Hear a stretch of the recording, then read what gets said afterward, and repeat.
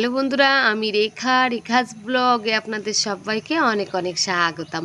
আশা করছি আপনারা সবাই ভালো আছেন। আমিও ভালো আছি আপনাদের ভালোবাসায় আর ভগবানের কৃপায়। তবে একদম সুস্থ আছি, একদম ভালো আছি আজকে আর বলতে পারলাম না।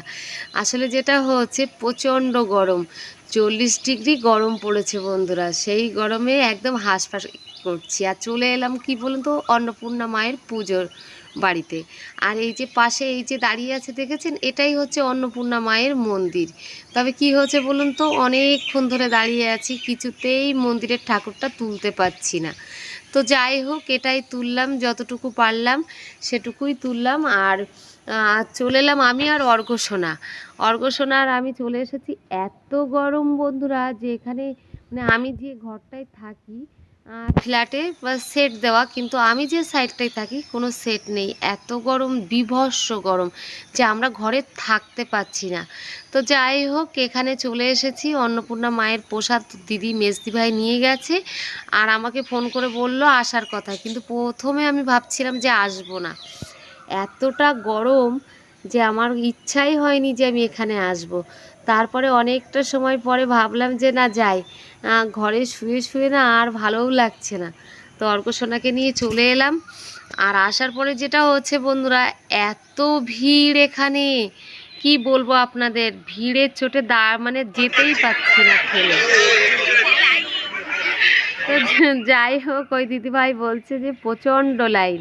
তবে এই যে মন্দিরে আমরা এসেছি, মানে যে মন্দিরের পুজো হচ্ছে, তো এই মন্দিরের খাসিয়তটা বলি। এটা হচ্ছে মা অন্নপূর্ণার মন্দির। আর এখানে প্রত্যেক বছর একবার করে বাৎসরিক পুজো হয়।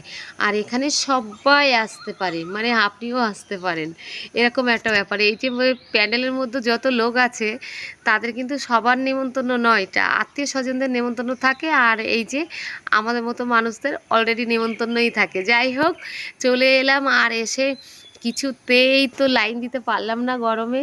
ওই যে ভিডিওটা করতে করতেই লাইনে ঢুকে পড়েছি আমি আর অর্ঘ্যসোনা। ভগবান ক্ষমা করো। যাই হোক, অর্ঘ্যসোনা বললো মা তুমি কিন্তু ভিডিও করতে করতেই লাইনে চলে গেলে। যাই হোক, ভিডিও করতে করতেই চলে এলাম, খাবারটাও নিয়ে নিলাম।